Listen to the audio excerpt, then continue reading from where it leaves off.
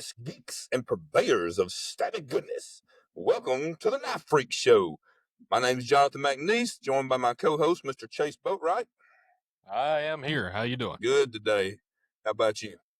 I'm great. Been working on a lawnmower, dealing with chickens. It's been a banner day. Did I tell you I got chickens? No, I didn't. That's why I was just asking, is it your chickens? Yeah. My wife decided to get chickens, so they're in my bathroom at the moment. And In your bathroom, okay. Yeah, they're too small to go outside, apparently. So, right. Yeah. I got you. Yeah, we've been threatening to do it. We haven't quite pulled the trigger on it yet. So yeah, I'll tell you a funny real quick. So we've been talking about it doing, I guess, apparently so much that I went turkey hunting a couple of weeks ago, or turkey season. Anyway, this ties in with it. So Amy wakes up one morning. It wasn't a morning I went turkey hunting. It was a morning I guess I had been turkey hunting in the last couple of days. And anyway, so she hits me up that morning. And she's like, hey, I'm mad at you. And I was like, what? And she was like, you killed my chicken last night. I was like, what are you talking about? She's like, I dreamed I had chickens and you didn't kill a turkey and you were mad, so you killed one of my chickens. So apparently I was killing a bird no matter what, and I chose to kill one of her chickens in her dreams. Yeah, maybe that's what's keeping her from pulling the trigger on them. I don't know. Afraid that I'm going to shoot one of them. I don't see that happening, but yeah. Anyway, love it when she wasn't truly mad, but it was pretty funny. It was like, I'm mad at you. I've had those moments too where my wife's woke up and been like mad at me for something I did in her dream, and I'm like, I didn't do it. Right. I think we've all been there, yeah. This was one of the more mild cases. I'll take the dead chicken any day as far as being in trouble, so. Yeah, for sure. All right. Yeah. So last week we did the pet peeves. Yep. And I believe we stopped. We left a little meat on the bone. Yeah, still got 5 or 6 of them to go, and you guys really seem to enjoy the our commentary on the pet peeves, so figured we'd finish those up this week and, get to the end of that, and then we'll move on to another topic next week. So there you go. Sorry, on that just note, realized I didn't have my phone. Oh, on that note, don't hesitate, guys, to email us in at that's the knifefreakshow at Gmail or Yahoo. Yep. Gmail. I'm screwing it up. Gmail. Okay. knifefreakshow at gmail.com. At gmail.com. You always do the thing, so I totally screwed it with up. one S. Yeah. With one S. That's it. So yeah, we love to hear about topics that you guys would like to hear us hit, because that definitely helps. We sometimes start kind of racking our brains a little bit on what to talk about. Partially because we don't want to, we don't want to always be just like kind of doing our own pet peeves or ranting and raving about whatever pissed us off that week. So not that that's, there's good stuff that happens too, but it seems like the stuff that makes you mad is the stuff that tends to stay on your mind and you want to talk about it. So anyway, we appreciate suggestions, guys. Yes. All right. What we got? So to kick us off from Strick Bailey, cheap foreign-made knives. Thoughts? They suck. Okay. Yes and no. I sort of adopted the policy a long time ago that I don't hate any knife. It's not the knife's fault, is my reckoning. And, it didn't, get made where it got made because it decided to. It's an inanimate object. So I don't necessarily hate any knife on, purely based on one simple fact. But I can understand, the pet peeve of cheap foreign-made knives being, a problem and being so rampant and all that sort of stuff. Yeah, it's just one of the questions last week, I think the first question was kind of almost the same thing, more or less. So wasn't necessarily cheap thrown in there, but yeah. I will say this though, to counter what you said. I wouldn't go so far to say I love all knives. There's some knives that just, in my opinion, just should not have been made. Like they're just like awful. Like I'm sorry, but like, but it's not everything is. No, well, no, but it is what it is. Like some of them just should not have come about. So we'll leave that at that. But and that's true. That's not necessarily just cheap stuff. That's true of all through the spectrum of pricing and stuff. But yes, and I've even made some that I'm like, shouldn't have done that, but it happened. Yeah. Yep. We don't want to do that again. Yeah. So without we've gone into a good bit of the geopolitical type stuff before, and all the, what I feel like is the ethical thing to do as far as, where you make your knives. Of course, I mean, we're not just talking about other makers making their knives. You know what I mean? I mean, there's cheap foreign Yeah. knives that come in that are made by cheap or by foreign companies. So, I mean, this is not Yeah. necessarily an issue of U.S. makers, or at least not just an issue of U.S. makers, having their stuff made elsewhere. So, Yeah. it is an issue of U.S. buyers buying it. And I understand there's always, no matter what we do, there's always going to be a certain market for that stuff. Yeah. But yeah, It's I'll always a tell you race to the what, bottom. it is. And I'll tell you what, my biggest takeaway out of that pet peeve would be, without getting into all the other stuff, would be the fact that in a big way in our world in general, we have moved into like cheap disposable stuff, like all the way up and down the line. Almost all goods and everything that we deal with at this point, like there's Yeah. still good stuff out there, but for the most part, we've moved into an era of cheap disposable. It doesn't cost much, so if you have to buy another one next year or next week or whatever the lifespan of said product is, then it's not a big deal.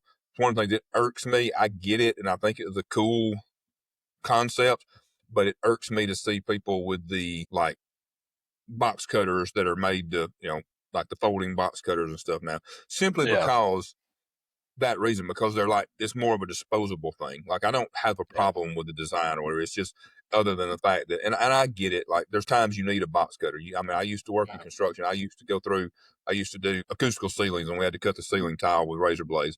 And there's no way that I would have used an actual, real knife to cut those, because Yeah. I mean, we used blades so quick. I kept a little sharpening stone on me, and we would actually sharpen our disposable razor blades to make them Yeah. last longer, because they went like it ate them up so quick. So there's Yeah. 100% a place for disposable stuff. I just, when you're not as extreme a situation like that, I prefer not to have disposable type stuff. I like to have good quality stuff that's going to last. And that's true from, the, I would prefer to carry, like the pen I carry in my pocket is a tactile turn. It's not a Bic, it's not, it's not a super high dollar pen either, but it's not, there's way more expensive pens out there, Yeah. down to the knife you carry, the watch you wear, I mean, everything. I just, again, there's a time and a place. I mean, there's times when I don't want to wear, a nicer watch or whatever, and I need a beater watch on so that I don't destroy it. I mean, that's, Yeah. there's a time and a place for the more disposable stuff, but yeah, it has invaded our world greatly, and that's, again, that's not really a, Knife I think, specific. Yeah. not specific, and not necessarily geography specific. I think the whole Yeah. world No. has shifted that direction for the most part. I'm sure Yeah. some cultures are different than others, but America for sure, we're probably the worst of anybody about it. Like Yeah. Yeah. we're very, very, buy it cheap, use it, and then buy another one. Yeah. That's kind of the way we've gotten to. So, but I don't know.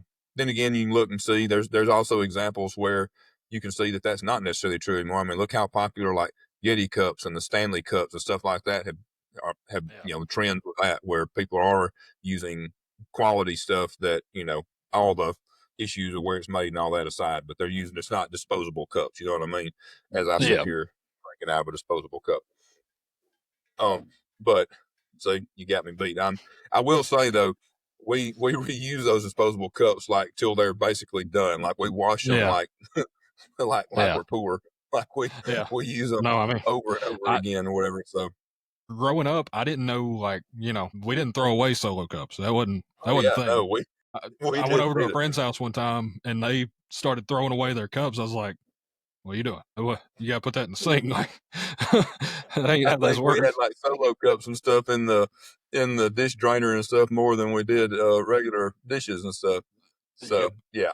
But anyway, so yeah, Yeah. not to that. That's probably deeper than we needed to go on that question. But yes, all the other stuff aside, I do have a pet peeve of seeing things that are more disposable and cheap, and not something that is actually kind of worth carrying. Like carry Yeah. something, make some memories with it, whatever it may be. Again, a watch, a knife. We're talking about knives. So carry a knife that, as much as possible that means something to you, that you can basically build a history with and have these stories to tell and all these things, so that one day when you pass that down to your kids or grandkids and they're looking at it and thinking, oh man, granddad carried this thing for 30 years, there's no telling what all he did with it. And, what all you actually did with it was have it in a drawer and show it on Instagram a few times. Like, make some stories with it. So there's actually, you know what I mean? Yeah. So the knife actually has a history and gets to live its life. And, that, I don't know. That's the way I see it. I mean, that's one of the things that attracts me to knives the most, I think, is the whole, lifelong tool, built to outlast my existence on this earth, and, that whole thing. So, yeah, but That's a I good think that was point. my fault that we kind of went tangential on that one. No, it's not good. I mean, that turned a fairly simple question into a pretty good discussion because, It did. and like you just said, that's, from a maker's standpoint, that's really something that's important. I mean, I think that's one of the things that draws all of us to doing this, is that we're creating something that's basically a legacy. Long after we're gone, there's still going to be tools floating around out there with our name on them. There's going to be people getting them in their hands, way down the road that are, have no idea who we are, who we were, whatever. And they may look it up, now that we have Google and all that good stuff, we can, I know that sounds stupid to some of y'all that have always grown up having Google, but I was around before Google, so that, and like trying to find some of the makers that were pre-Google and trying to find stuff about them. Like, you can Google stuff and not get anything. Like, I've had to dig and dig and dig and not find anything. Like, whereas we post, there's tons of our stuff online, so that's actually one advantage from a legacy standpoint that we have over the makers that were pre-internet era. For sure, that it'll be a little easier for people to track down our history and stuff. And it's, have you ever stopped and thought about like some of the knives the brands that we take for granted, like Buck and some of these, like it's become a household name. And even myself, like I catch myself not stopping and thinking about the fact that some dude named Buck, the last name of Buck, started that company, or I think in that case it may have been a family or whatever, you know what I mean? But somebody. No, it was H.H. Buck.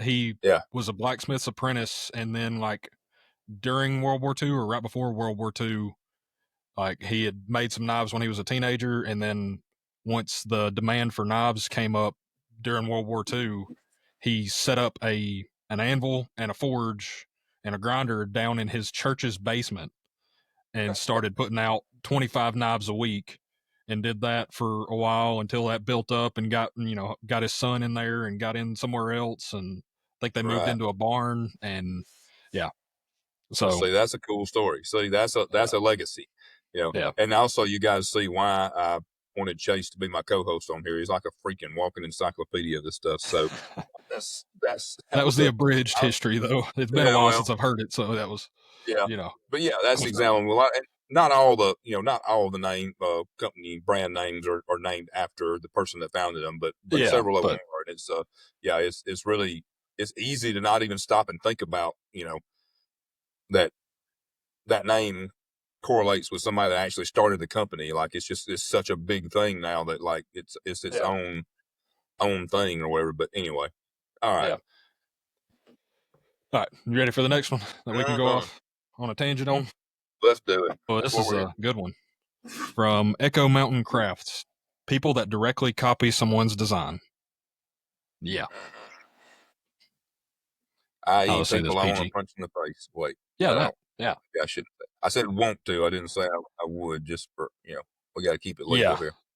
I mean, there's one thing taking, there's a lot of inspiration and there's a lot of line blurring, and it's kind of hard to, you can step on toes accidentally, as we've discussed before, of, be designing a knife and then all of a sudden you're like, oh, that's so-and-so's knife, Right.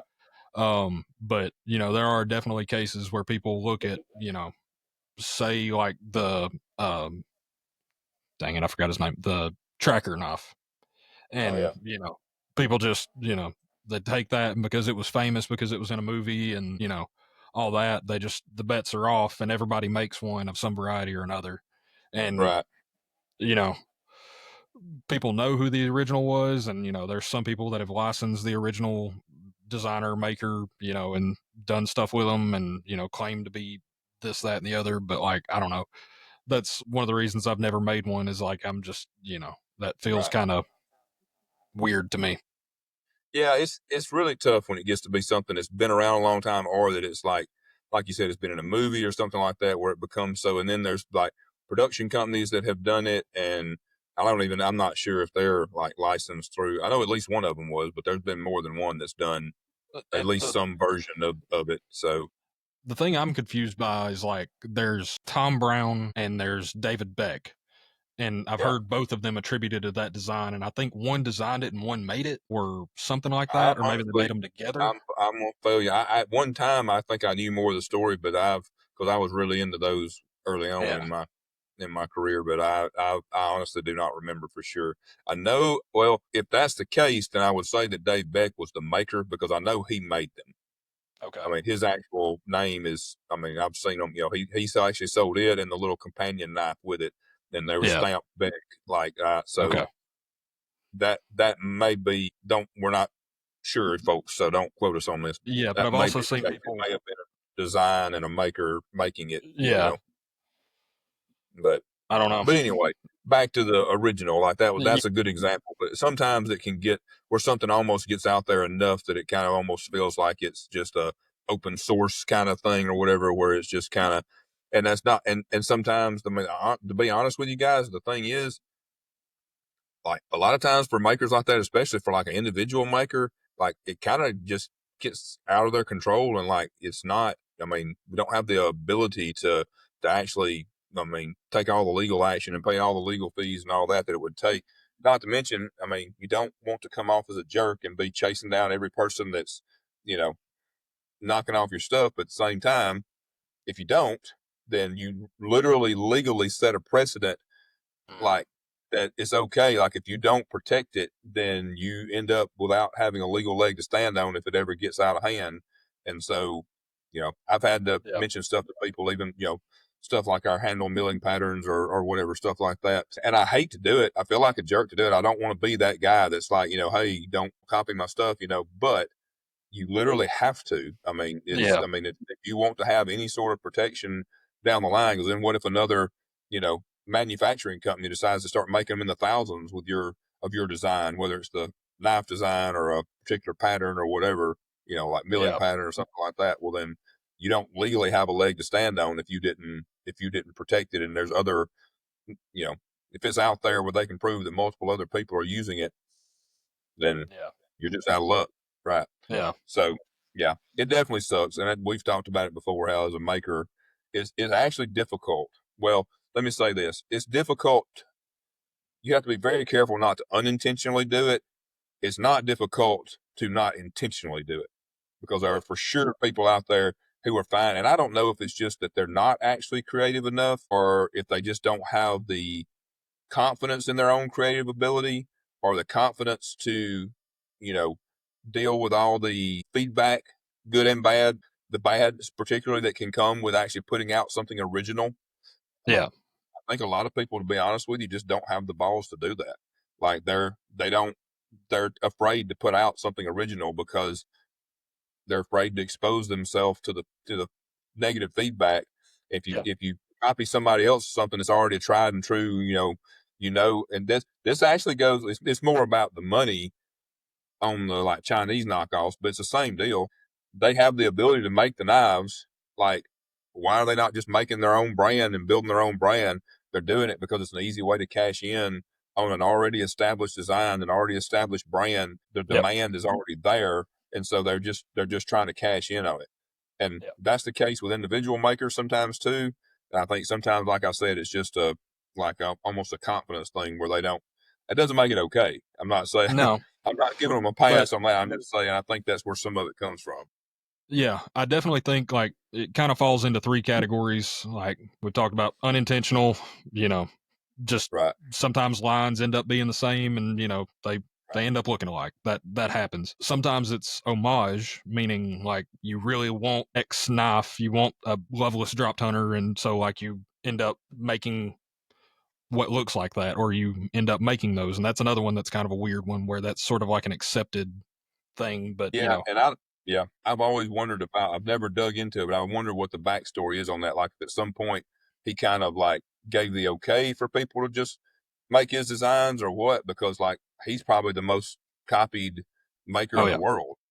yeah, Like everybody in the world makes. I mean, there's like a whole like you know genre of knives that are basically makers making his style knives. And I'm not yeah, and knocking it. I incredible mean, makers. yeah, I just wonder if that at some point you know, he just said, and I know there are some people like my buddy David Sharp, Mhm. which I haven't talked to him in years, but I know that he actually like communicated with him. I think went to his shop, you know, Yeah, he talked to for Jim sure Merritt. got, Like, yeah. yeah, So like, I mean, he went about it for sure the right way. And although, yeah. again, it may have just been like I don't know, Well, I mean, Bob may you have just know, been like, hey, I don't care. Y'all do, you know, yeah. do what you And I want. think like what happened was, him being in charge of the guild and everything, and like then he had so many disciples that came in and learned those patterns and got those Right. patterns from him. Then they go out teach other people. You know, I think it Yeah. was, That's probably, yeah. you know, and then it's sort of just now in the Instagram age, it's just you can literally go Google, loveless knife patterns and you can get most of them.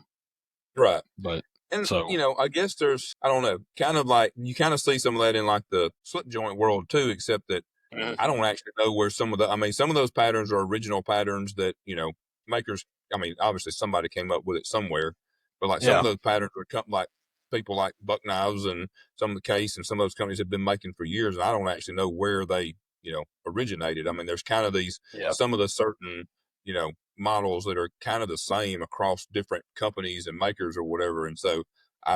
I don't know enough of the history of it to know exactly, but that seems to kind of be more accepted too, that they like, you know, at least for the most part, you see people A making very stockman, a similar. trapper, Yeah. yeah, So, I mean, I don't know. Again, I don't know the total history on how that came about, but that, So anyway, yeah. we're getting off into We're weird on one corners here. today, apparently. Yeah, apparently. But so yes, from if it's intentional, totally sucks, and you're a loser if you do it. And if it's not Yeah. intentional, then it can be hard to avoid, but you should try to as much as possible. Yes, for sure. So up next, ah, from Sesu EDC or Sisu, I don't know. Sisu EDC says people stirring up trouble for no reason. I feel like that's kind of what we're doing right now. But Not yeah, really. We're educating. Whereas ours is we're educating, at least giving people our opinion of yeah, of the right or the wrong or the whatever the way things are. So yeah, I think probably what he's talking about are like basically the trolls, which kind of ties back into our conversation a minute ago about the internet age and all that stuff. Like it's just and dude, I've come to realize more and more, and I truly believe this, that the majority of people that do that kind of stuff or that feel the need to get on a maker's post and just apparently they were never taught what we were taught, which is if you don't have something nice to say, just don't say anything at all. Like they feel the need like to get on a maker's post and be like, I don't like that design at all, or blah blah blah blah whatever. Like, and if I ask for feedback, if I say, hey, what do you guys think of this design, you yeah, know then I kind of accept it a little bit better, that I kind of, hey, you can't ask for feedback and then not expect people to give it. So, yeah, or for it to all be positive, that's fine. But you know what I'm talking about. There's people that just interject into, just out of nowhere, like interject their opinion on something. And my 100% belief is that all of those situations are because that person wants attention. Like I don't think there's any other explanation for it.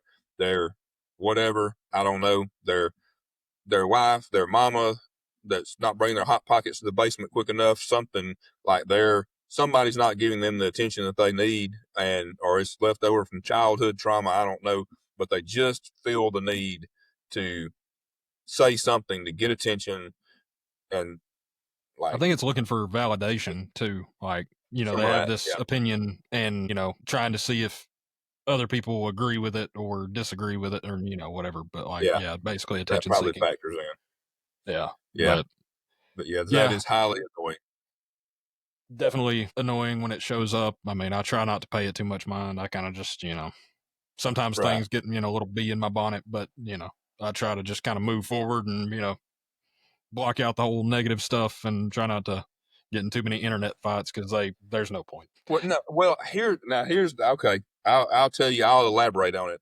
What Okay. is even more of a pet peeve to me, because this actually happened recently. It doesn't happen super often, but it seems like more and more of a trend that the people that do that, then when I go to, like, they'll make some kind of a comment or something, either being a smart ass or just totally negative or whatever. And then I go to, like, respond to them, not necessarily to get in like an argument with them, but to, counter their point or explain something to them or whatever. And their freaking account doesn't allow comments. You can't even, like, respond to them. Like, what kind of a weak chicken shit person do you have to be to get on there and talk crap on somebody's post and then not even allow them to answer you back? And so my now when that happens, I automatically, like, I don't necessarily just delete negative comments, but if somebody has made a negative comment and they're not even going to give me the chance, to respond, then screw that. I delete the comment, I block them, I'm done. Like, I don't mind having interaction back and forth with people. I've done it a bunch of times, and But you're not going to allow them to have like this one-way narrative right. on Just your get on there post. and make a negative comment, and then you're putting your, back to what we were saying a minute ago. You're putting yourself out there. You're putting your work out there. You're putting your brand out there for everybody to see, for everybody to basically critique one way or the other, whether it's just with, whether they're actually saying stuff or whether they're choosing to spend money on your product. You're putting yourself out there for critique, and for somebody to come on there and make some kind of a negative comment and then not even allow you to respond, then, like, screw that. Like, you're obviously a troll. Like, ask your mama for another Hot Pocket and leave me alone. So I ain't dealing with you. Now I want a Hot Pocket. Thank you for that. Well, at least I know you're not in your mama's basement hollering at her for one. Yeah. Bring me a Hot Pocket. All right. From Gerger Pal 22. Non-American knife with an American flag on it. Yeah. Yeah. I'm assuming Don't necessarily care. you're waiting for me on that one. Yeah, that's dumb. Like, it's just, it basically, I can't even think of an example off the top of my head, but I'm sure that it happens. I Well, also don't really study I've seen like Swiss Army knives with like American flags on them, like the scales on them. But I didn't really find that. But they make 1,000,001 different scales for everybody. So like, I don't know if I. But I mean, I guess you could still, but the same could be said of wearing a T-shirt from your favorite patriotic company, which hopefully, if you're choosing the right patriotic company, they're actually buying American-made shirts, like we do. But if there's tons of shirts out there that were made in Vietnam or wherever that are, that have American flags on them, and most people. It is kind of, shoot, it's hard to even find an actual American flag that's made in America if you really want to get down to it. Yeah. But I remember looking for one for the shop for a while, and like, price was higher than I, wanted to spend at the moment, so I just hadn't got one yet. Few and far between, yeah. But now, if he's talking about where they're putting a flag on there like it's part of the logo or something like that, then to me that's being deceitful. That's basically trying to kind of trick people into thinking that they're made in the USA, which they obviously that's basically them admitting that adds some superiority to the product in some way, or else they wouldn't be doing it. You know what I mean? Like, you wouldn't, if you didn't think it was beneficial in some way, then you wouldn't do it. That's right. So, I'm not necessarily saying quality or whatever, but just they think it's going to help sell the product in some way, or they wouldn't be putting it on there. So yeah, if that's what they're doing, 100% that's wrong. The other, I would prefer that, everything we get our hands on was American made, but, like you said, a flag scale on a Swiss Army knife doesn't necessarily just throw me into a rage or anything. But I do understand the sentiment in terms of like, being deceitful, or, just, I don't know. I can't think of any other examples, but if like one of the Chinese companies did like a American flag milling pattern or a laser pattern, that would feel weird. Yeah, that's kind of, that I don't like that for sure. Yeah. All right. So last two from Dungeons and Drafts, we have hardware that isn't color matched and nested liners. So the color matched hardware, sometimes I like to add a little contrast. If I've blasted, the scales and leaving it, stonewashed, you leaving satin hardware can add a little bit of, you know, unless he's talking about like within the same hardware, if like the pivot's satin, but the screws are blasted or blackened and, Right. the thumb stud's blue anodized, like, yeah, no, that wouldn't be cool. But I mean, I do think all the hardware should kind of be uniform, Sure. ish, but like, yeah, I don't know. Yeah, What's but your you're take? talking about like, yeah, I'm assuming I don't know which one. I'm assuming he's probably talking about like the hardware matching the color of the knife or whatever, Yeah.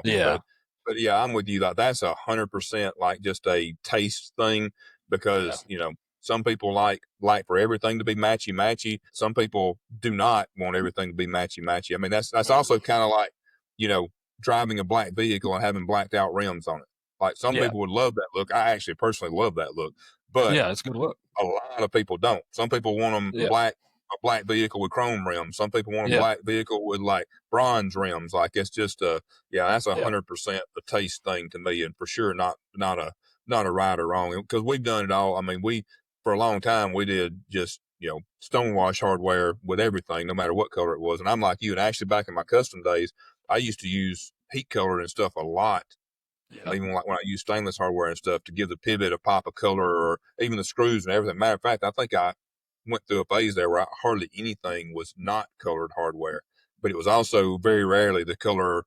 Like I think sometimes it would be like bronze with a bronze knife, but a lot of times it'd be a stonewash knife with like bronze hardware or Yeah. whatever, just because I like the color accents. Again, it's like having color accents on your vehicle, your rims or your trim or whatever. Like to me, that's, you know, just having some accents to it versus everything just being kind of, the same Monochrome. color.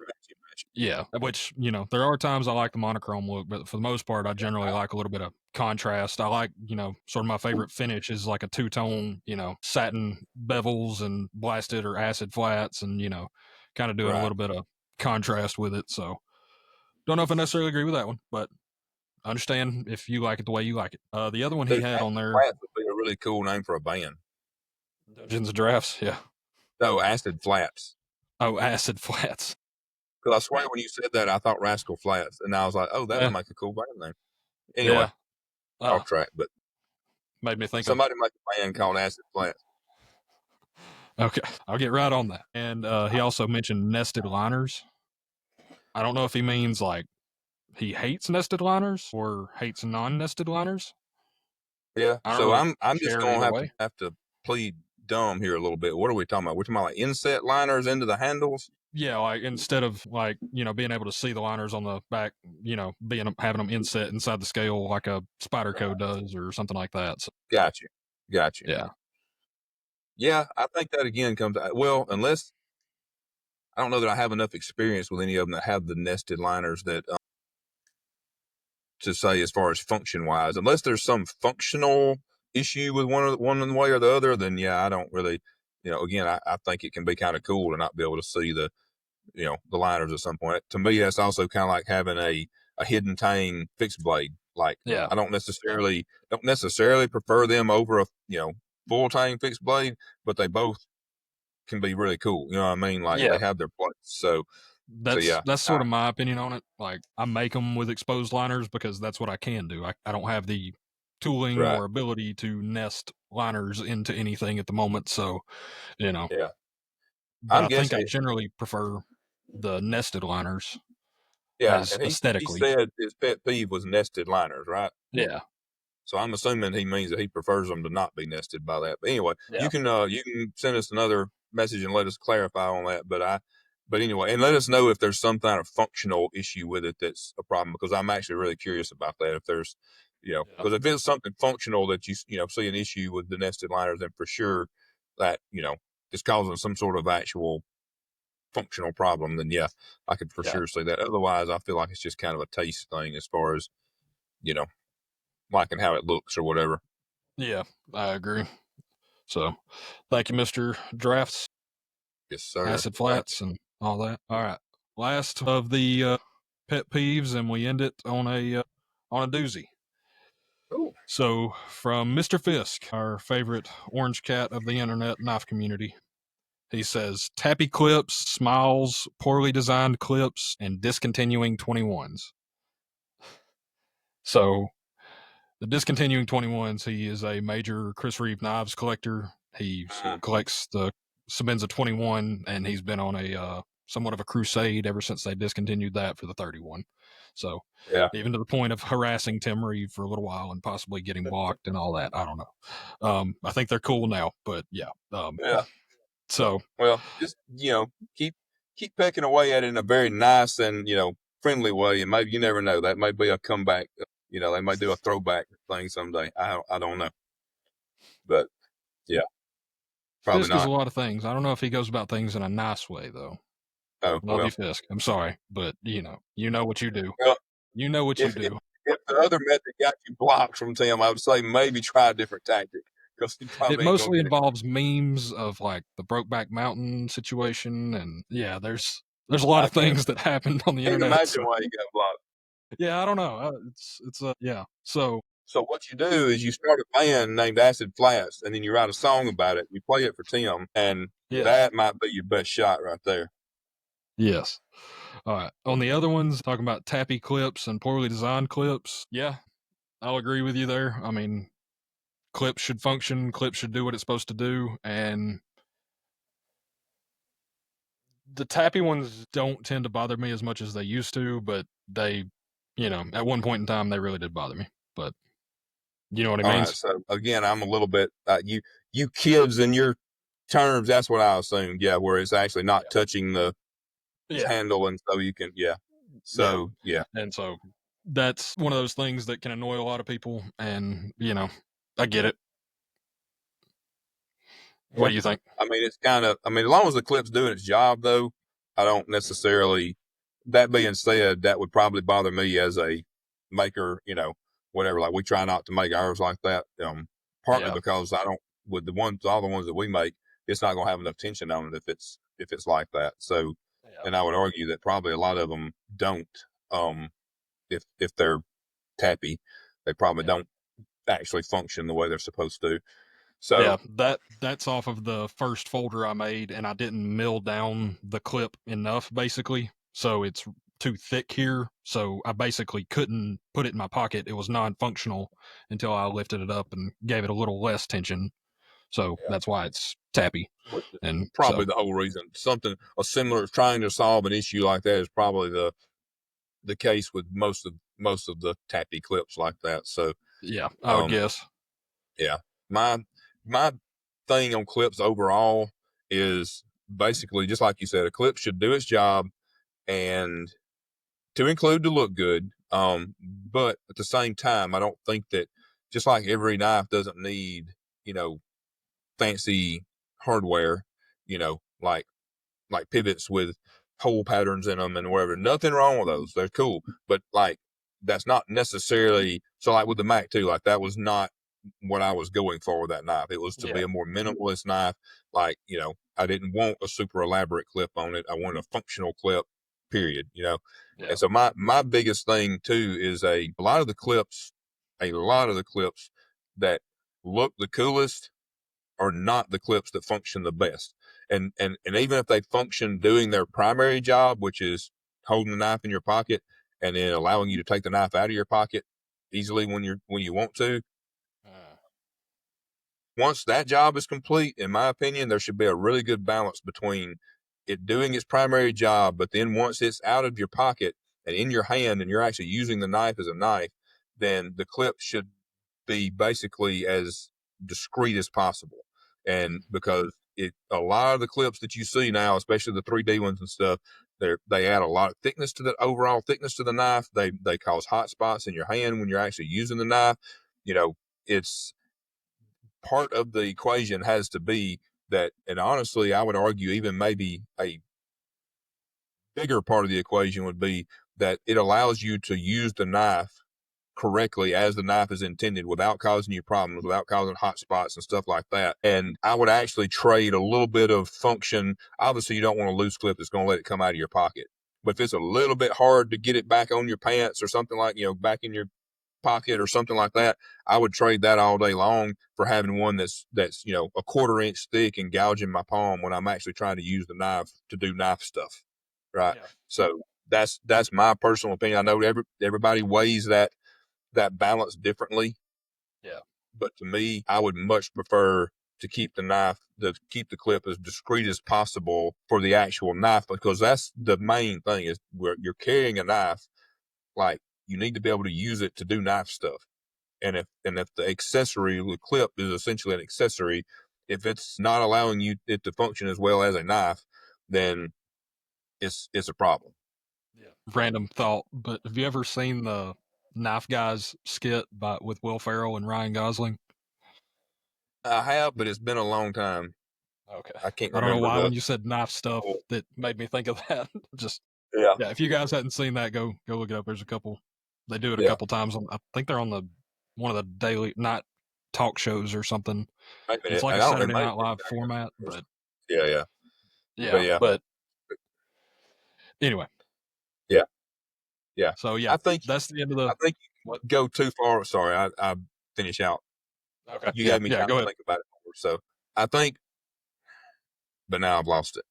Uh-oh. So, well, I think you basically just got to find the balance between the two, right? And a Yeah, lot of times the ones that are the more elaborate and more, cool looking in a picture or whatever are less functional as all the way around. Definitely, as once the knife is actually in hand and being used as a knife. And but also, I don't think that the clip shouldn't just be a total secondary thought either, to where, like, okay, I've got the knife totally designed and I just got to slap something on there, something super generic. Like, you can put you can put some thought into it, even like on the Mac 2. And I've actually been accused of the Mac 2 being just being generic stuff. But like, I actually designed, if you look at it closely, yes, it's just a regular bent clip, but I actually designed it so that the curves and stuff kind of matched the curves of the handle. Like, it was intentional. Like, there was this a subtle little design feature that was, that was intentional, and not, no, it's not some big elaborate 3D clip or whatever, but like, there was still thought that went into it to go with the overall flow of the knife. So I feel like yeah. you can find a balance there without, you don't want to forget about the clip, but you also don't want to go overboard to the point that you're impeding the function of the knife. Agreed. Yeah. So that's the end of the pet peeves. Thank you guys for sending those to us. We had fun kind of going through those, and it was neat to see what lined up and what didn't line up, and what other people peeve about. Yeah, So definitely interesting. Some of them I yeah, 100% agree with. Some of them I, you know, don't really have couldn't an care less opinion about. of. Yeah. Yeah, So just the way, but yeah. I that's, mean, again, that's they're like all the way it is.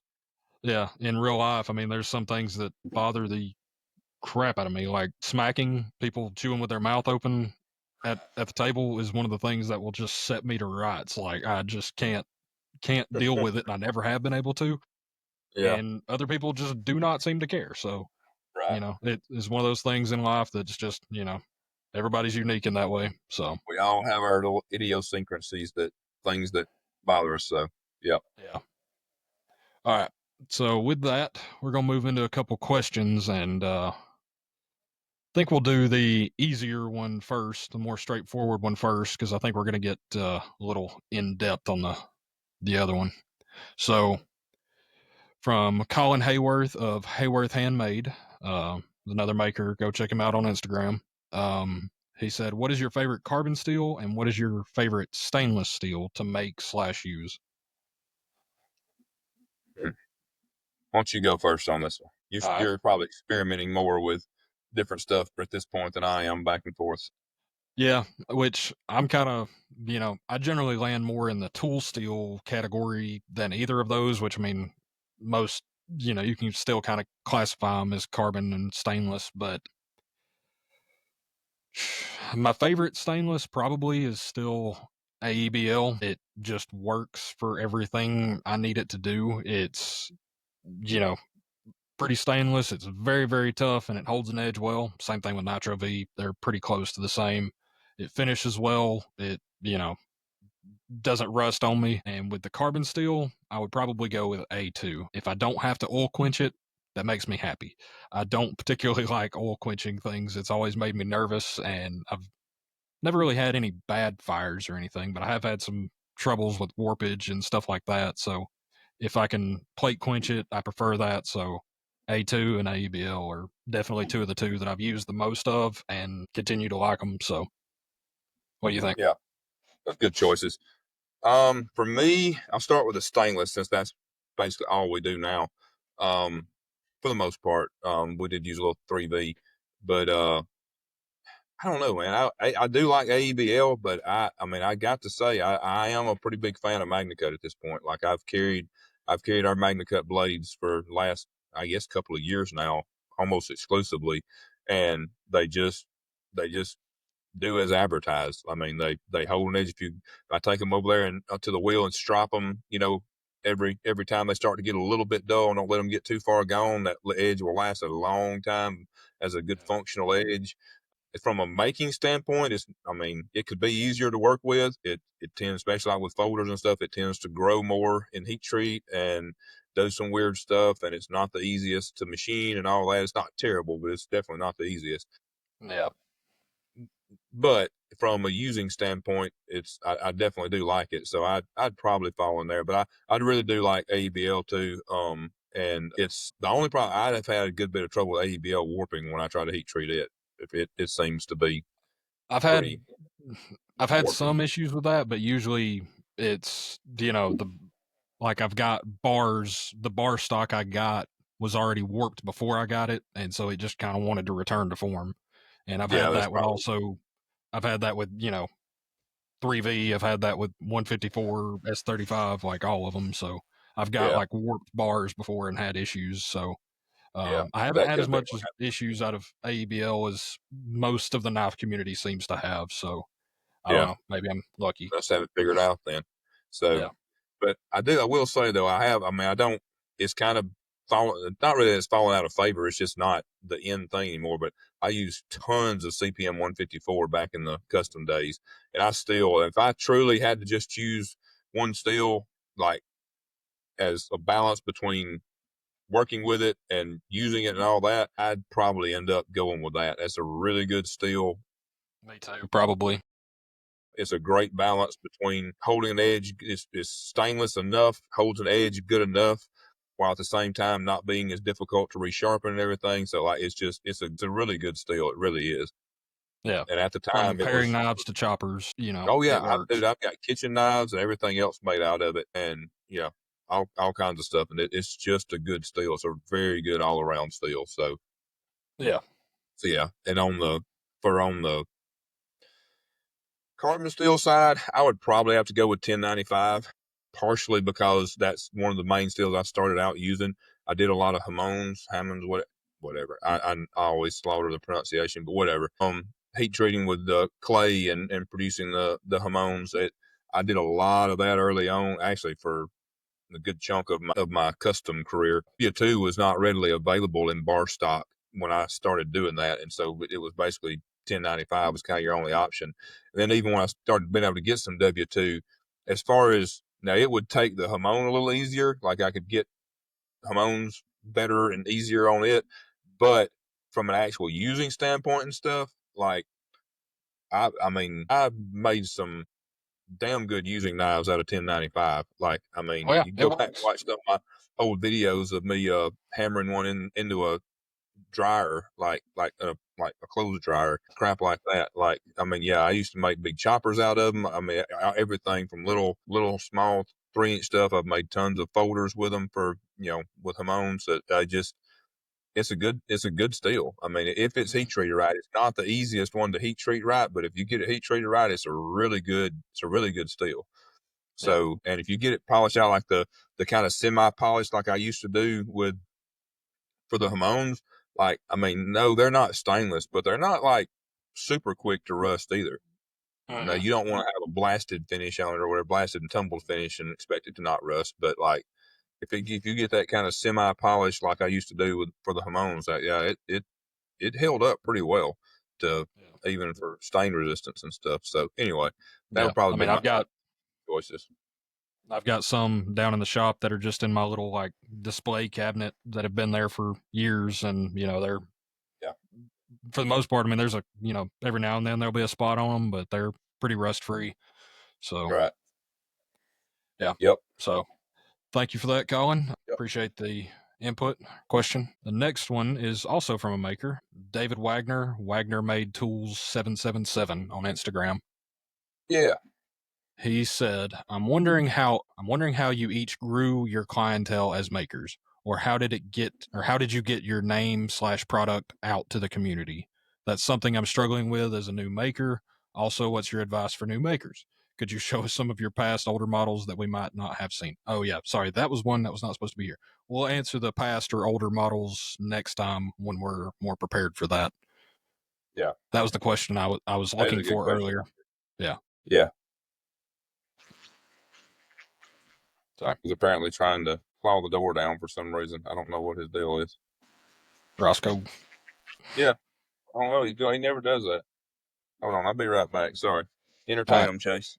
All right. So, as far as growing your clientele as a new maker, social media is your best friend. I mean, I know you're already on there doing your thing, being consistent with it, and, sort of just finding your niche in the knife community. And also, we kind of put a lot of emphasis on social media, rightfully so these days, but also getting out to shows and getting to meet people and getting to meet other makers that are in your same sort of wheelhouse is important.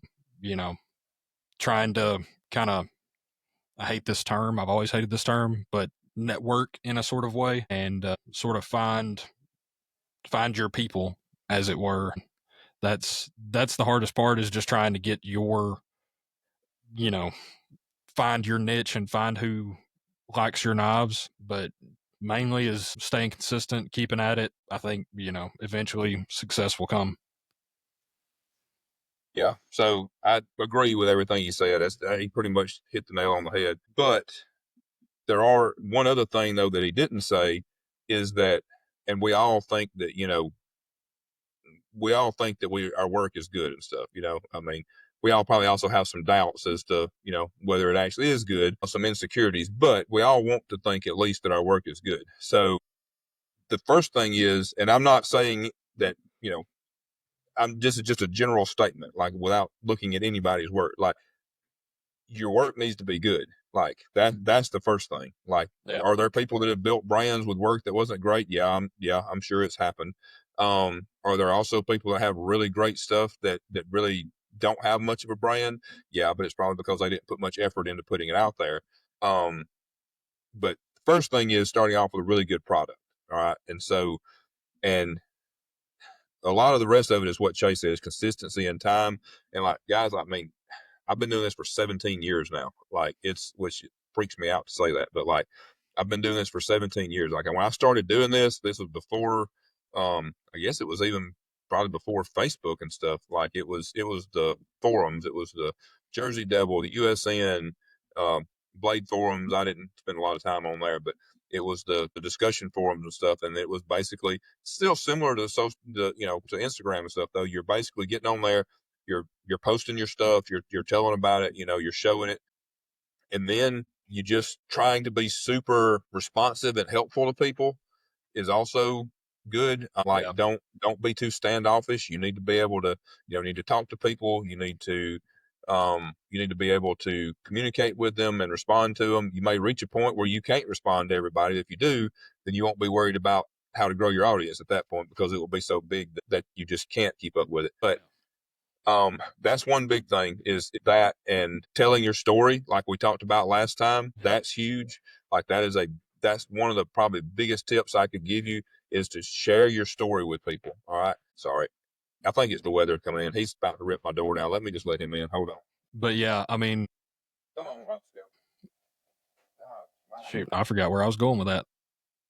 It's all right. I'm back with Roscoe in tow. All right. All right. Yeah, he Yeah. freaks out when storms and stuff come in. So Gotcha. he's freaking out.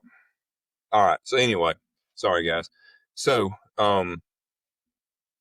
let me think where I was. So yes, spending time to it, talking to people. Like Chase said, going to shows. That's a big one. A lot of people, it's a lot of effort, a lot of expense goes into doing shows, but they're a very important part of it, because we still at every show have people that have never actually handled our stuff, and they get a chance to handle it. And, you get feedback, you get to see people's reaction to it. They actually tell you stuff. You get to see which models, which variations they like better than others, which ones are getting picked up and looked at the most, that kind of stuff. Like, you get a lot of feedback. So doing the show circuit as much as you can is important.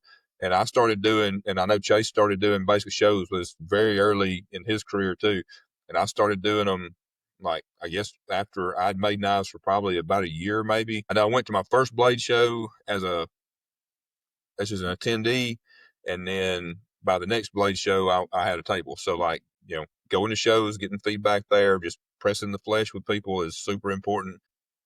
Yeah, but back to the telling the story thing is where Roscoe interrupted me. Yes, the more you can get people involved with your story, like, that's probably one of the biggest hacks that you can use. Like, you want people to see your story, and don't worry about, you don't have to be super professional. I mean, guys, you see, and like literally this whole show and everything, this whole Knife Freak thing was a spur of the moment. Like, LaChase was there that day. Like, literally, I hopped on to do a video or whatever, and that just popped into my head, like, to say that or whatever. And, because I think part of the thing was, if I remember right, in my mind at the time, Mike Snowdy was doing lots of videos, and like, he was doing almost daily videos and stuff. And he would always start with, "What's up, guys?" and whatever. And like, "This is what's going on in the shop." And I caught myself saying, what, not that that's like super proprietary, but I caught myself saying that on some of the videos. And I was like, all right, I need to something different. So I don't feel like I'm back to the whole copying people thing. So I'm not copying people thing. And that's what the Knife Freak thing is, what popped into my head. And then it literally, I just kept doing it. It's not like I got instant people, just blowing us up, being like, "Oh, we love the Knife Freak." Like, I just kept doing it, and it stuck after a while. That's another big thing, is patience, man. Just not patience and waiting for something to happen, but doing everything you possibly can, all the things we just talked about, and then don't expect it to happen fast, because it's going to take time. Like, and especially if you're depending a lot on social media now, since we're all freaking shadow banned and all that good stuff. Like, it's so super slow trying to grow a following. It's back in the heyday of Instagram, it was quicker for sure. But it's, and keep in mind that some of the people that you see that have huge followings have been on Instagram and doing this for a long time, and were there before the algorithms got all screwed up and all that. And there are some that probably still have some paid stuff on there too, but that's another, kind of neither here nor there. But just be careful about comparing yourself to other people's accounts and stuff too, because, that's just you never know what's real and what's not. That's right. That's right. But on the mention of paid stuff, though, I will say this, and this is something I'm actually just now starting to come around to more, and that I can look back and see that I've made mistakes on. The bottom line is, and I'm not saying be fake, all right? I'm not saying like buy fake followers and stuff. This is not what I'm talking about. But everything in this world, whether you like it or not, is pay to play. All right. It's just the way it is. If you're going to run a business, if you're going to have, whether it's a knife business or whatever, everything is pay to play. And what I'm talking about is, you can't be too unwilling to send a knife to somebody who has enough reach to actually do you some good, and basically trade them a knife for the reach that they're going to give you, or the pictures that they're going to take, or whatever, and that's, things like that. Like, be very careful about being too stingy with, because I went through a time where I didn't feel like I could afford to just be, like, that was actually a pet peeve of mine, was when somebody would hit me up and be like, "Oh yeah, I'd love to, review one of your knives or whatever." But then they wouldn't say, "Well, hey, I just want to review it and send it back to you, or I'm going to keep it," or whatever. And there are, you got to be careful. You got to be selective, because you're going to get hit up by a bunch of people, and you got to figure out if your ROI, if you're going to get the return back that's actually worth it or not. And a lot of times it's not. But I definitely missed a lot of opportunities that I could have along the way if I had been a little quicker to accept that, look, some of this stuff I've just got to essentially pay for, whether that's, by trading them a knife for their that's your marketing content. budget, or Exactly. Right. Exactly. We're not allowed to really market, with social media very much. So it's, other than just, they for sure interfere with it, so short of like buying an ad at Blade Magazine and stuff, which again, when you get to the point where you can, that's not, we've done one or two around shows and stuff, or like when we know we're going to have a knife featured in there. It's not ever something we haven't run a regular ad in Blade. And that's, that's expensive enough that you're probably talking about, down the line a little ways, but do not be scared to have a marketing budget. Like that's the way you got to look at it. Like you have to think, because I know like we're at the point now where I'm like, I wish somebody would let us pay money to market our stuff and get it out there. Like please let me pay to, I'm talking about stuff that's worth it. I'm talking about like running ads, full blown ads on Instagram and Facebook and stuff like that. Where like I would love to be able to pay to get it out there and get more exposure. I'd actually love it if they just open the algorithms up and make it a lot easier to get exposure naturally. But even if they did, if we could run an actual ad, then I would still do it. You know what I mean? Like I would pay for that. But so you have to, at the stage you're at, you just have to balance what's worth it and what's not. Look at your ROI and see if it's worth it to you. But do not be afraid to, don't be stuck in thinking that like everything's just supposed to happen completely naturally and all that, because that's great. But the reality is everything in this world is pay to play. Like, and a lot of the people that you see that are, that are doing well and seem to have a big following, it's because they have, and I'm not saying this in a negative way, like they have smartly been willing to spend the money in one way or the other, whether it's in trades or whatever, and found ways to get their stuff in front of the right people. So I feel like that's something that doesn't really get talked about a whole lot. And it's for sure something that I have not been nearly as good at for the majority of my time as I should have been. So yeah, me either. And one more thing that I kind of thought about on that same sort of vein is dealers. yeah, You yeah, know, they're good they're point. gonna have a dealer cut. They're gonna have, they're gonna ask for a certain percentage off and, you know, all that. But especially starting out early on, being able to put your brand, put your product in front of more faces, more eyes, that's another thing you could possibly potentially look at is trying to get in with a dealer and, do that sort of thing. Right. And that's actually, I'm glad you brought that up because I completely forgot about that. That's actually huge. It's just like I said though with the other. I mean, it's exactly what I was just saying though. That's still pay to play. Yeah. You're paying a Yeah. dealer to advertise your stuff for you.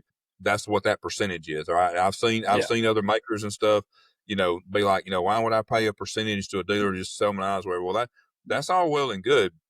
If you can sell everything that you have the ability to make and that never slows down, then that's fine. Or, it depends on how much you want to grow and how fast you want to grow and all that too. You know what I mean? Everybody has different goals with everything. So, you do you on that. But if you're trying to grow a brand and like really get it recognized and become like a worldwide brand, then dealers for sure. And guys, I've been working with dealers for probably 16 of my 17 years doing this. And I've had good ones and I've had bad ones. And it goes back to just what I said on the last little rant there about the ROI. So a dealer is not just supposed to be selling knives for you. A dealer is supposed to be marketing and bringing in a customer base that you don't already have. All right. If the dealer is basically just marketing to customers that you already reach, then to me, they're really not doing you any good. It's not worth the investment of selling them the knives at a discount. All right. But there are, so pick and choose wisely, but the good dealers, and you may have to start off with some that aren't as appealing at first. If you haven't worked with any dealers, you might not necessarily be able to go get a top tier, biggest dealer out there right off the bat. You may have to go with some that are smaller, and then you get on the other dealers' radar, and then they start carrying your stuff, and then you get on all their customers' radar. And there's also lots of customers out there that only buy from one or two specific dealers and stuff. Like they don't even necessarily like to buy from individual companies and stuff. Like they prefer to buy from these one or two dealers that they have. So that opens up that network to you. It opens up, if the dealer is doing what they should, then they're going to be advertising for you like on social media.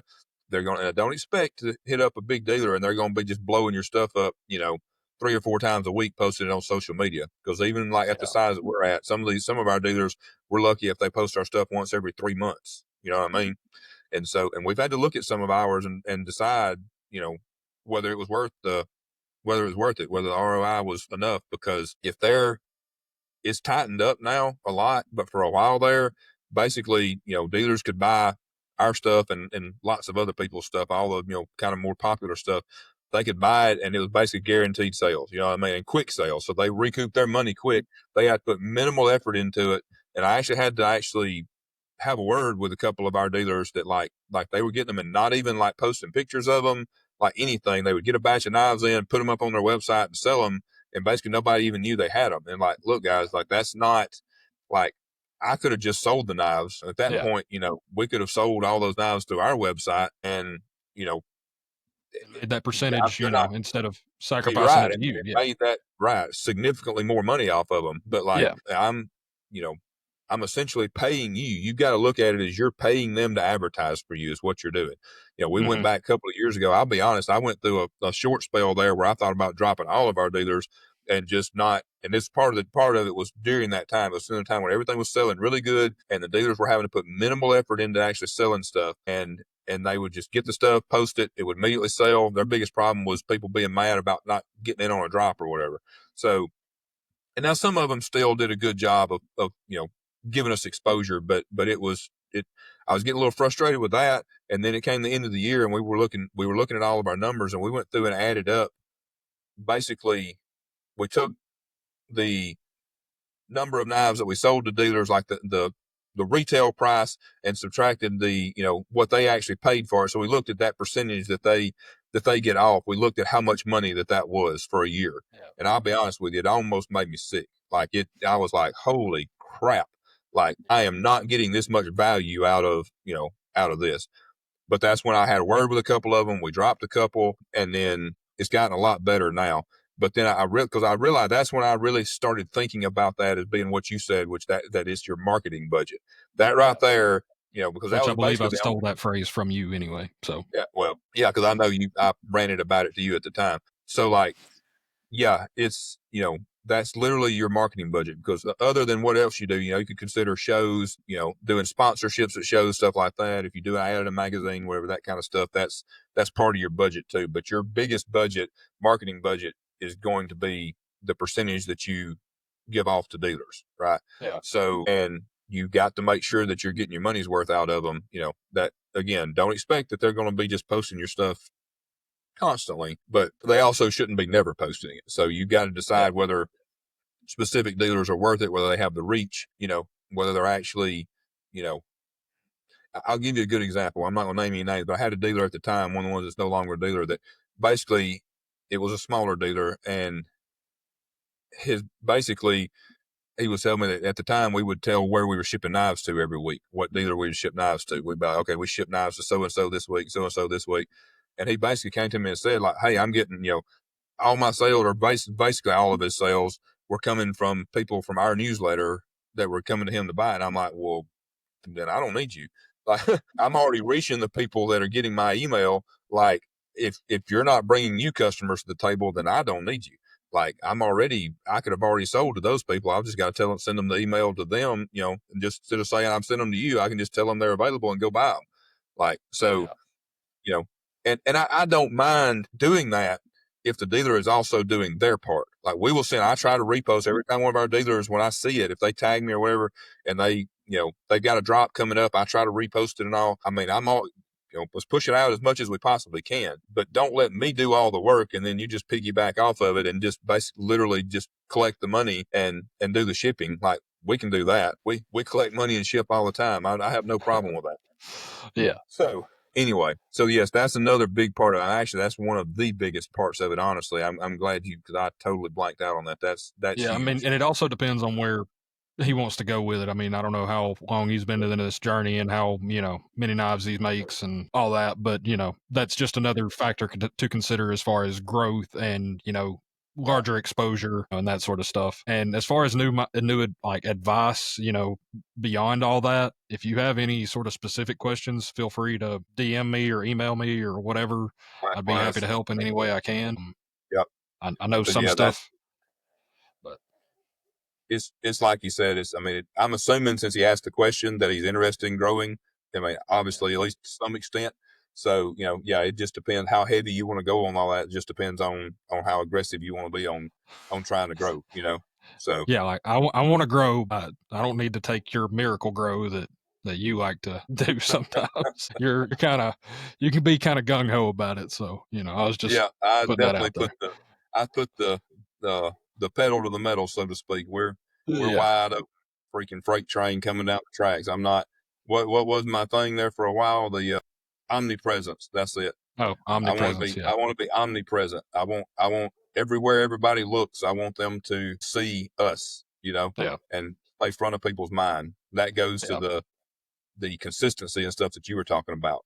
Yeah. I mean, every That's time I another. open Instagram, I see a story up there from you and, a post within the first few posts. Right. So, Right. like, And I feel like I've slacked on it some, but so it's I'm I'm also trying to not on now Instagram that much, but we're starting to get now that we're gotten some of the stuff figured out with Dixon's and they're starting to roll okay. I can devote a little more time to the other stuff, but yeah, it's it definitely, again, it just depends on what level you want to be at. I mean, what you don't want to do, there's just always a balance, right? Because like Chase and you, Dave, I'm sure, like, unless you've got like your wife or somebody helping you, like, you only have so much time to do stuff. So you've got to balance building the stuff, honing your craft, and then also doing the other side of it, of posting the stuff, doing the marketing side of it. So it's a balance. You don't want to overshoot. You also don't want to get to the point where you know, you build up a huge following, but then you can't basically, you have no supply. You got demand, but no supply. Having more demand than supply is good. Having it too far skewed is not good. So too far in either yeah, direction is bad. it's honestly just a natural progression. That's the thing. If you could instantly snap your fingers right now and get all the attention that I know you would like to have, because I'm still there, and I still want more, more attention on our brand too. But if you could do that right now and get it the amount you think you want, then you would just be overwhelmed on being able to create enough stuff to fulfill the demand. So it's kind of a natural progression. But yeah, some All right. Well, on the note of, you mentioned the Dixons, what do you got going on in the shop right now? Dixon's. So we are, well, some of both, honestly. So we're doing the transition. I knew it's actually going a little smoother than I thought it was going to go. I knew there was going to be kind of a transition with getting the Dixons going full blast and transitioning out of the Mac 2s, which, by the way, we put this in a newsletter the other day and on one of our drops, I think last week. But like, we are starting to slow way down on the Mac 2s. Now, we do still have some inventory, so you're still going to see us doing some drops for a little bit. Some of our dealers have inventory. Some of our dealers are still getting stuff. But as far as everything is like, it's like this whole timeline, right? It's a line of stuff. From, we're working on Dixon parts and stuff now and starting to get some actually made, but we've also still got, Mac 2s that are coming down the line that are, still being finished up, still getting shipped out to dealers, still on the shelves, stuff like that. So it's not like just a clean cut, like, okay, we're this from this to that. So anyway, and I'm at one of the reasons that it proved out to be a good safety measure. I didn't want to get too carried away on getting too many parts, particularly the blades on the Dixons, like done up and ready, because I knew we were doing that new grinding method and all that. And sure enough, we decided pretty much right off the bat that we were going to be better off just do all the processes post heat treat. And so if I had already done the way we would have done, we'd have a whole bunch of blanks that, I mean, we could still have used them, but we wouldn't have been able to dial our process in the way we're wanting to. So anyway, you can definitely get ahead of yourself, until you really got it dialed in. You don't want to get too many parts flowing that you can't, that are so far gone that you can't reverse course. So you're that's what we're doing doing like with. profiling and everything, like, so you're We're going to, when they come. okay. Yeah, we got the blades at heat treat now. So we had sent some out. The first ones that we're doing, and we've still got some more blanks that we already had made. What we were doing was putting them on the mill, doing everything but the bevels essentially before they go to heat treat, and then when they come back, then we do the bevels. And we've decided it's, even like that, there's going to tends to be a little more warpage and stuff. So like now we're going to send them the heat treat before they get anything, to include surface grinding. We're going to bring them back, surface grind them already heat treated, so that they, stay flatter. And it'll also help us with, I've talked before about, I think on here, I talked about how you have to kind of guesstimate a little bit and aim low on where the tip lands to get it to allow for the growth, especially of the MagnaCut. Well, this will eliminate that. We'll be able to dial in exactly where we want it on the machine to get everything to line up more perfectly and not have to allow for all the movement that goes on with heat treat. So yeah, I'm sure it'll be a little, I'm sure we'll have a little bit of some growing pains on getting all the speeds and feeds and the right tooling and stuff down to do it. But it's not, I mean, we're not doing that much milling on them. I mean, it's some, but it's just basically cleaning up the profiles, a couple holes, shouldn't be anything too terrible. So yeah. So we're waiting on blanks to come back from heat treat now so that we can, like I said, we got some that we had already done the other processes on. So we'll finish them out the way we did these first ones. They just need to be ground, and then we'll be doing the other ones, the new order of operations. So yeah, that's what we got going on now. So in the meantime, we had a little bit of lag where we got one smallish batch of Dixon's basically done, and now we're waiting on blanks to come back from heat treat. Because again, thankfully, if I'd have had several hundred blanks already done, and then we decided to change it, then I'd have to work through all those before we could go to the new method. So thankfully, I did not get too far ahead of myself on that. So we're kind of bouncing back and forth between Dixon's and Mac 2s right now. Good. So yeah, that's one of the things that can be hard to do. Like, especially like, you want to hit the ground running, you want to get, good forward momentum and like, just go, but also like you kind of need to figure out a direction before you just, yeah, go 100 feet that way when, you could go right. 30 feet that way. It's really easy to think that, okay, I've got it all figured out or whatever, but then, that whole, everybody's got a plan till they get punched in the face, that Mike Tyson quote. That's kind of what happens, because a lot of times you start doing this stuff and you get punched in the face, like something doesn't work the way you think it's going to. So, and I've learned that lesson the hard way, and I've always been bad. Back to what you were saying about the marketing stuff, I'm really bad about jumping in neck deep, like putting the pedal to the metal and just going. And I've learned enough of the hard lessons to still do it too much, but I'm starting to figure out that you got to go slow enough that you don't get yourself bogged down with a whole bunch of stuff that until you get it dialed in, don't get too far ahead of yourself.